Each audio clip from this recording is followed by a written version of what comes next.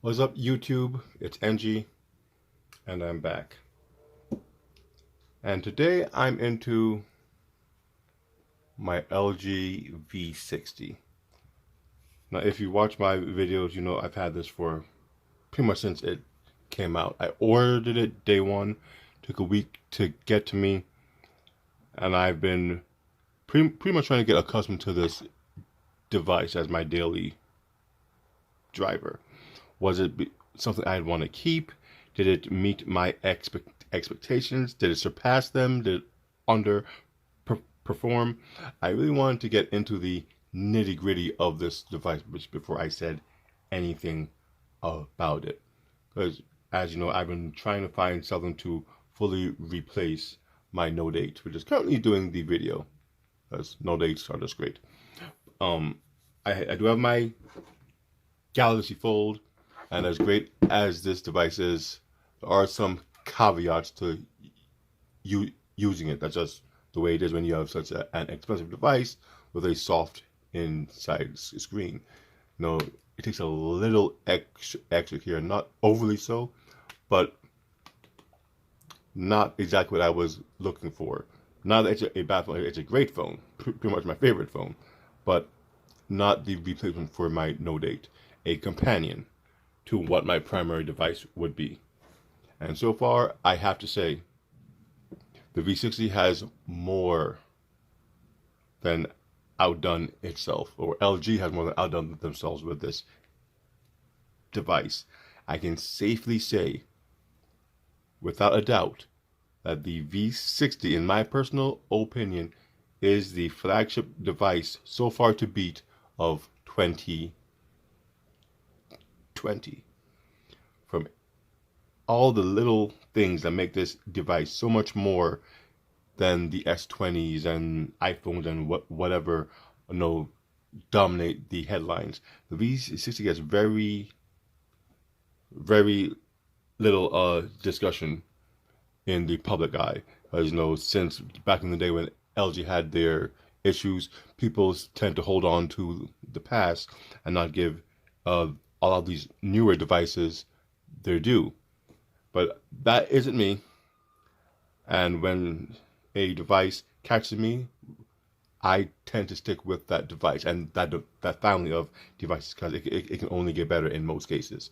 So I had the V10, I had the V20, which is absolutely my favorite mobile device. I had the V30. Then they made the V40 with the ugly notch. Then they made the V50, which I had an interest in, but it didn't come with the second screen in the US and it was only available on Sprint, so I didn't even bother. But now the V60 was available on one of my carriers on T-Mobile, so I got it.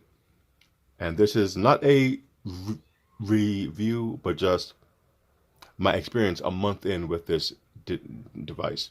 So the first thing I have to say about the V60 is it is a gorgeous phone.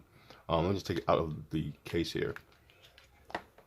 This blue and gold accent is just beautiful. I don't know if you've seen one in store. I mean, stores aren't really open, so I guess it might be hard to. But if you haven't got to hold this device and see this device in person, you really, I don't know.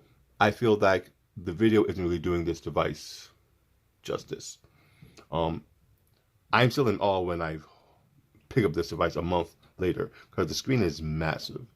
How I used to love my phones when they had, like, for example, my Sony Xperia Z Ultra.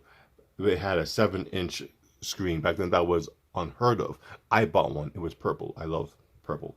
And I still have it. The screen has a weird crack in it, so now you can't really touch the top part. The digitizer no longer responds at the top, and it costs more to fix than it is to replace the phone. But back to this. This phone is just beautiful in its design. The gold rim around the whole thing really brings it all together. And let's not forget this right here. The best headphone jack in the entire industry. If you are like me and you love great audio, I mean, I love good sound. I'm not an audiophile, but I am an audio enthusiast.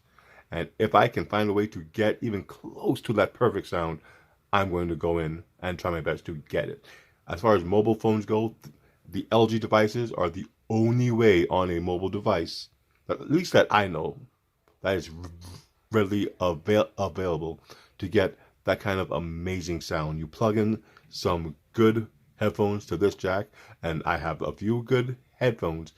The clarity of the music that you will hear, or if it's a spoken word, just the clarity, the diction that you will hear between those words is amazing. There is such a difference between wired headsets and this 32-bit DAC that this phone has in its headphone jack and your regular Bluetooth devices.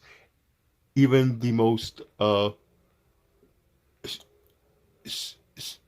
stubborn of us who refuse to allow the difference in what they hear to make a difference in their purchase cannot deny the difference in quality when they play their track on their iPhone or something that doesn't have like a headphone jack. I say iPhone because that stupid device started this whole trend of no headphone jacks.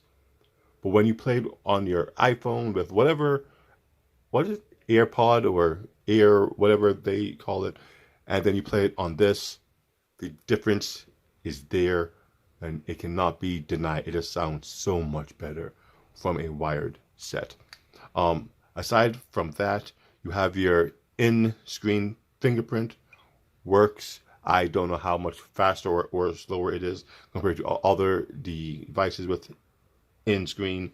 Truth be told, I don't have, oh, no, that's back, that's side, yeah. I don't have any other devices with in-screen fingerprints, so my experience with in-screen fingerprints is hit and miss.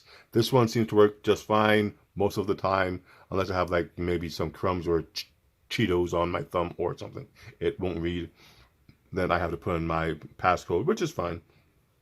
I do prefer rear mounted, or even with the Samsung devices, you had so many different ways to get into your phone. I do wish this had those options. With the Samsung, you had the, at least with my Note 8, you had the iris scanner. It could look at your eyes. You had the fingerprint scanner. You had the password. You had the face scan. You also had the Bixby. You had voice scan. You would say a phrase, and the phone would recognize the vibrations in your voice and unlock your phone. Great for when you know you can't touch your phone, you can't look at your phone. Maybe, I mean, my mind goes to all kinds of extreme situations where such thing might be of value, but it was good. It's good to have it. It's better to have it and need it than not have it and need it, you know, or it's better to have it and not need it than need it and not have it. So I do wish that the V60 had more options to get in, but the fingerprint and the password work fine. So there's that. Then on the back of the cameras, I'm not much of a photographer. I do like to take nice pictures. My Pixel 3 to me still takes the better pics. This phone was bought for the camera, and it's an amazing device. This camera has yet to let me down, but that doesn't get out very much. This phone has been going out with me on the regular, and I am not disappointed by the pictures that it takes. It's not Pixel 3 level, not quite, but they're more than good enough for what I take pictures of. My kids, it has my pets, my wife. When I go on walks, you know, you can't really go anywhere these days. Most of us are locked down, shut down, but there are a few stores and such. And I have taken some pictures. Oh, yeah, I have taken some pictures of it, and the pictures aren't bad at all. They're actually pretty good. As you see pictures of my controller, I have no idea how these will look on screen, but it just, and example, you know, you see the blur inside the back. This is a quick portrait mode of my new controller, my setup with my Samsung Galaxy Fold, my earbuds, and my lap dock. The DeX is finally working on the lap dock. There's a video to that, so make sure you check out that. It takes great pics for what it is. You can't really be mad at the pics that it does take. I mean, there's me. You know, it works, and it works great. The supermarket with nothing in it. It is what it is. The phone is great. So with the camera, you will not be mad. If photography is really your thing, I mean, like I said, there's the Pixels and the Pixel 4s, and I hear the Huawei P30s and such are great cameras. Even your iPhones have good cameras. I mean, I had a iPhone E11, and it took some good pics. I was actually impressed. But the camera isn't the selling feature of a phone to me. So as long as the pics are decent enough to share with family and post, I'm happy with it. With this phone, the camera is more than decent enough. I can even tell you what megapixel whatever is on this thing. But if you're an average guy like me, or a bit more on the tech side, you will not be disappointed with the camera. That's all I can say. Your night shots are great. Your selfies are great. Your videos are great, and not just because of the cameras, but because the videos actually have the ability within it to actually zoom in to where your voice is. If you can see it there. Basic, that's just, it's going to take everything in. ASMR, for when you're speaking really low and quiet, it can still detect your voice. How? I don't know, but it does work. And then you have this one, voice bokeh, where as they explain it, there's 4 mics. I think it's 4 mics within the phone, and the mics will direct themselves to where the voice is coming from. So with all the other sounds going on in an area, depending on where you want the mics to point to, it'll point there and take as much sound from that direction while trying its best to block out all the sound, so you can more clearly hear what's going on from that particular point. Things like that, to me, are extremely helpful, especially with kids and family and this and that. It's one of the features that, if I remember correctly, my V20 had, and I don't recall it being in the V30, and I was somewhat disappointed. They brought it back here. Well, didn't mean to close that. So, you know, I'm glad that they brought that back. You know, like I said, you have your portrait modes and stickers, things I'll never use. But for people who are into that thing, the options are here. It also has the YouTube Live. I've never done a YouTube Live, but at least not officially, but I did try it, and you stream right from the device to YouTube. I'm sure it's not the most amazing feature, but it's a feature that, to my understanding, many flagships have, and you're paying a lot more for those flagships for the same features you can get in something like this. So it's something to think about when you really want to purchase a flagship. Like, what exactly are you paying for, and can you get the same set or subset of apps and services in a cheaper device? Maybe paying that premium is not what you want, and that's what, you know, the V60 has shown me. Of the flagships out there, it is the cheaper one. But though it costs less, in many cases it features more, and not more for the sake of saying I have more, but more for the sake of the user experience being a better actual experience. There's so much more, or there's so much this one has to offer beyond your more popular flagship devices. So there's the software. Many people don't like the LG software. It doesn't much bother me. There's some things I really do like. For example, for just a large device, I could pull down from the top to get to my notifications, but they give you the option, just press a button. If that's not convenient, I don't know what is. Yeah, many people have the fingerprint on the back. Before you could just pull down on that. This phone doesn't have a fingerprint sensor on the back. So the next best thing, you just in your tray of buttons here, they have the button to just control notifications. It's genius. It's just there and it works. You have your back button, and you can add buttons down. For example, I have the button here. Screenshot. No more swipes. No more odd gestures. No more hold power and down or what some of these other phones have. Yes, press it there. If I remember correctly, I think with my Fold, it's in the pull down menu. You can actually, it's here too. Boom. So it might have been just this phone. Maybe it's not the Fold. I don't remember offhand.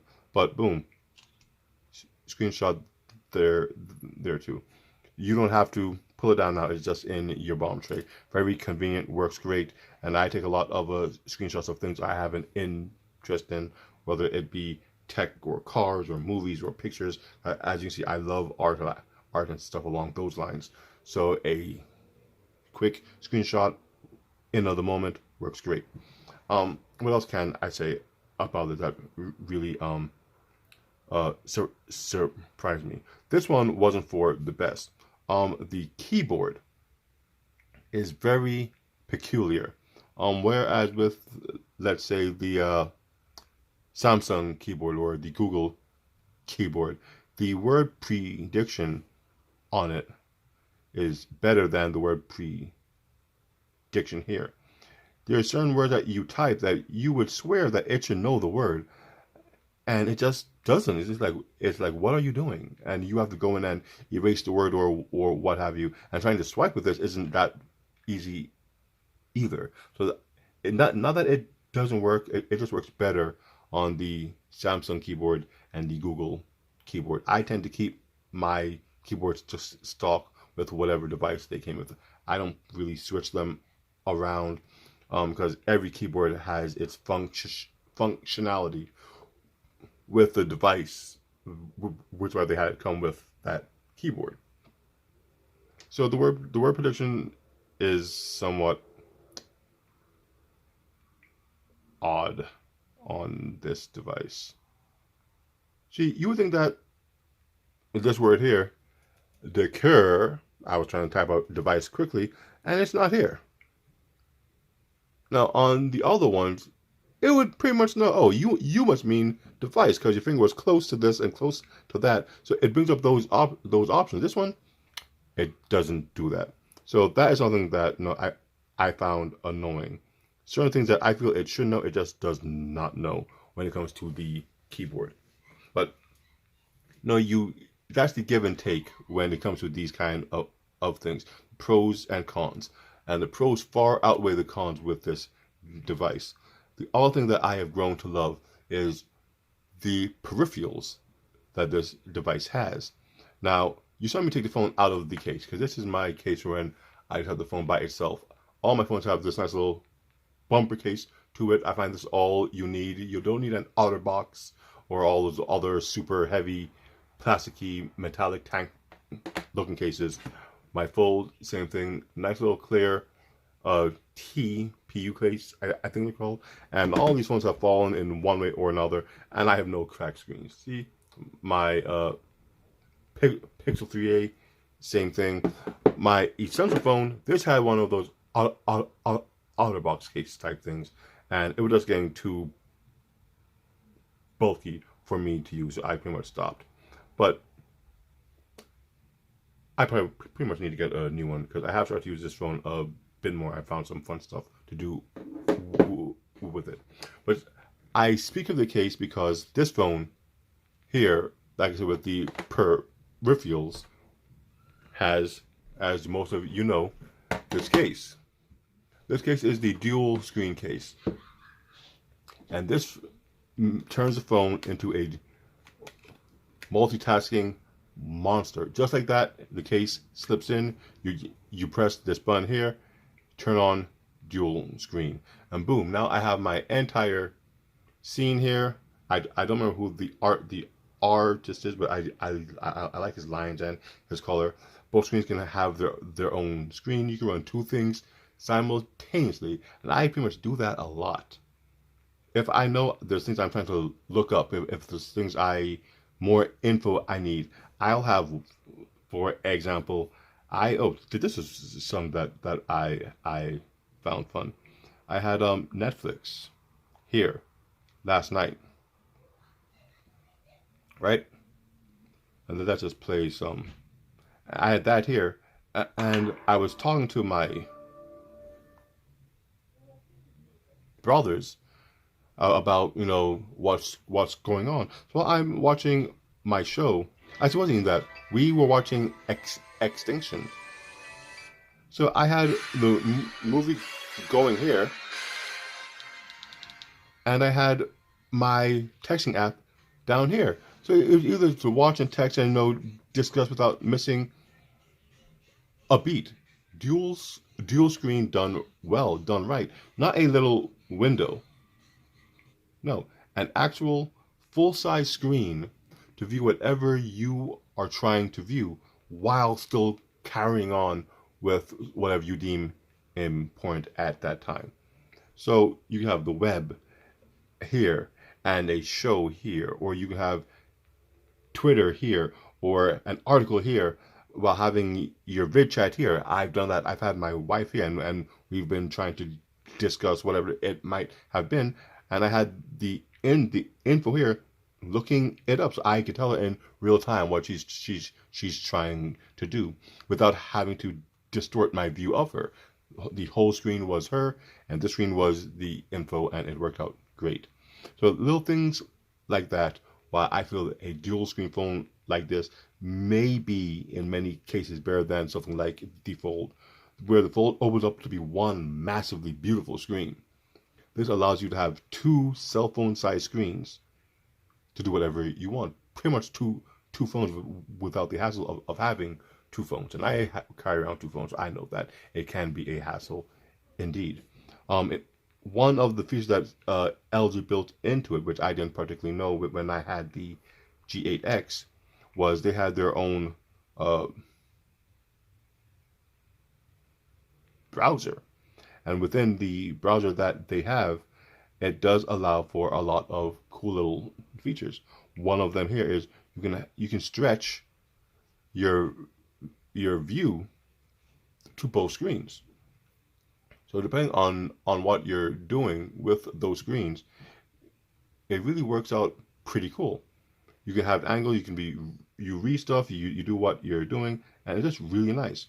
One of the best things that it had that I liked was when you're doing YouTube on these screens. Let's just jump into, I don't know, the news. Here, it allows you to view what's next. Here, you can see the comments. Can I add a comment? Yeah, maybe they want me to add comments. I don't know. Oh, yeah, right. Boom. Here, you can see the comments. So you can watch or listen to whatever they're talking about up here. Trump is saying something about something. So you can do that while here having, how do I quiet this down, right? Whatever, turn him down. Nobody got time for that. And you can leave your comments here, see what's next here, and everything moves, just great. It works wonderfully. And that's something that this whale browser, as they call it, allows for. Certain apps adjust to this wide screen view, and it's actually really, really good. And it's things like that why, I find this device so great to use. The dual screens can function as a single screen at times, and with this little angle here, it makes for a much more pleasant and more easy viewing experience. Not that the Fold can't do it, as you can see, the Fold does do something very similar, but it's not the same. This one, at any angle, the screen can go, and it's two massive screens, as opposed to you having the Fold divide itself, and it's quasi like this. For example, if you go into the texting app with the Fold, and let's say you're doing that. No, you can go like that. You can have your keyboard, and it does do it. But when you do it on this phone, let's go in text. This is another cool feature. You just swipe with the fingers, it goes to the other screen. Let's say I'm doing that. Keyboard goes down there, and there you see. Which one would you rather type on if you had one of these devices? An entire screen for your to view and a bomb screen to type, or just a half screen? Both are kind of the same, but very different in their execution. It's just a better experience on a dual screen device as opposed to a singular folding device. Not trying to take anything away from the Fold, but you have to give the pros and the cons to both types. And it's in cases like this, I do think that a device like the LG V60 is a better device than the Fold for situations like this. Here you have pretty much a mini laptop or PC or dictation device, whatever the case might be, because you have the space. You have space to do what you want to do. Here, it's nice. Do not get me wrong, and it's futuristic as hell. That's one massive screen. You can't get around that. But here you have more screen real estate overall because it acts as one continuous unit that you can interact with. So it's the reasons like this why I say this device can really take the place of my Note 8, because it's just offering so much. And with all that, there's still more to it. You have this particular device. It is fully compatible with what do you call these things? The Surface Pens. 100% compatible. So just like that, you get your little thing, and you can do whatever you want. It's great. I can write on the bottom screen, and it works great. Even with my Note, when you're on, you get a really small area. Because it's two screens, it is so much more space, so much easier. If you have to sign your name, or whatever the case might be, you sign and you go. It's really, really great to have something like this. So, like I said, pens, dual screens. The pen works great. You can do that to write, to doodle on a screen to pass the time away, or mark up something, an email or whatever that might have been sent to you. If that's the case, it works great. You can change the size, change the type of pen, change whatever you want. And even the sound effects for the pen changes with the device to try and give you a more authentic feel for what you are doing. It's great. Then let's say you want to do notes, because I take a lot of notes from within the device. You just hold the button. That's what I have it set to, and take a note.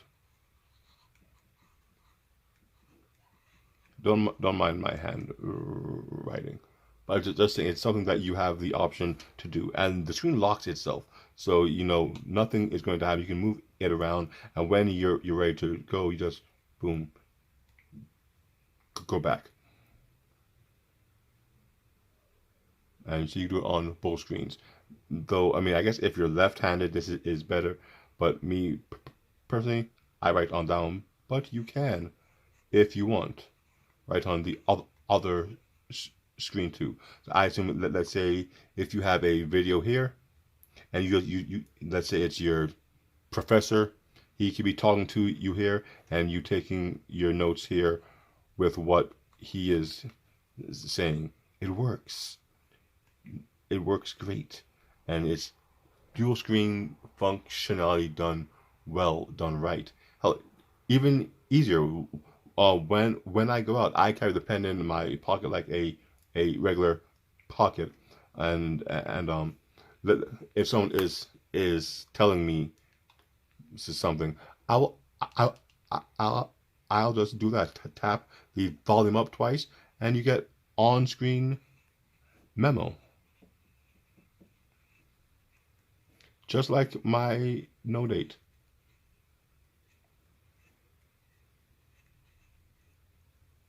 Whoa, sorry, press the button. And you right here, you save it, and it goes into your notes. Boom. Easy. I mean, the functionality of this phone is such that it really makes you question why something like this hasn't been done to this extent before, and also why is something like this not being advertised and pushed more so than, like I said, your Apples and your Samsungs. Nothing against Samsung, not much against Apple, but it's clear to me that as far as flagships go, the V20 would be the better device to get, especially if you go through getting all these little devices that it works with. Also, one last thing, in case you guys didn't know this already, and I'm not quite sure it'll work, but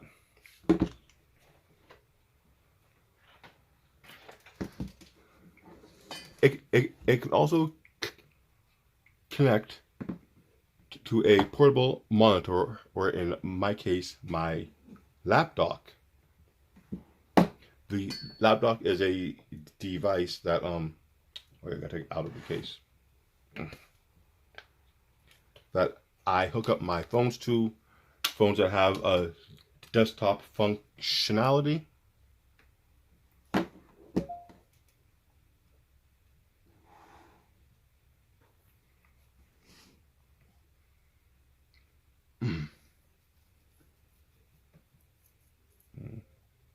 You can hook up your phone to your laptop and have a desktop experience. Not quite like Dex, but it is there. And then you can screen mirror if you want, and have access to everything that your phone has. It's amazing, really, what they've done with this, and yet for some reason they don't push it.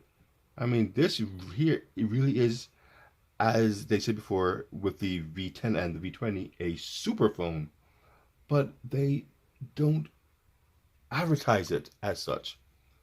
I do remember that with the V10, they said LG made the last super phone and nobody cares. It was a headline along those lines because it had the removable battery, the amazing camera, so many great things. The little ticker screen on top. It was a great device. It led me to the V series, and like most LGs before, fell to the wayside of the Samsungs and the Apples, and even back then the Sony devices. So it is to wonder why. I mean, it is what it is, though. But with all of that said, the LG V60 V60. It is the flagship, in my opinion, the flagship to beat as of now.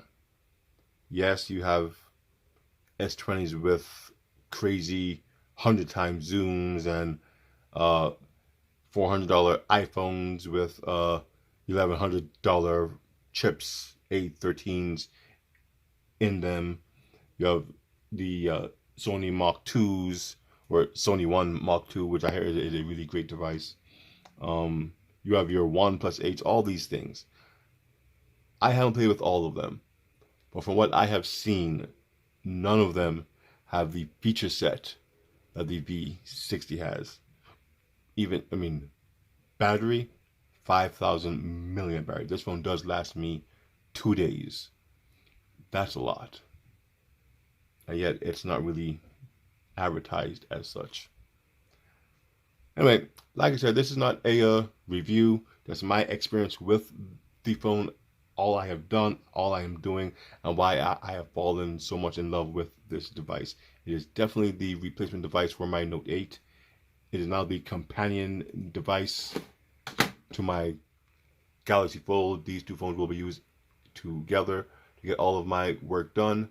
Large screen when I need it, single screen when I don't, dual screen when I need it, on full screen when I need something else. But yeah, this is the Neon X and my LG V60. This is what I'm into.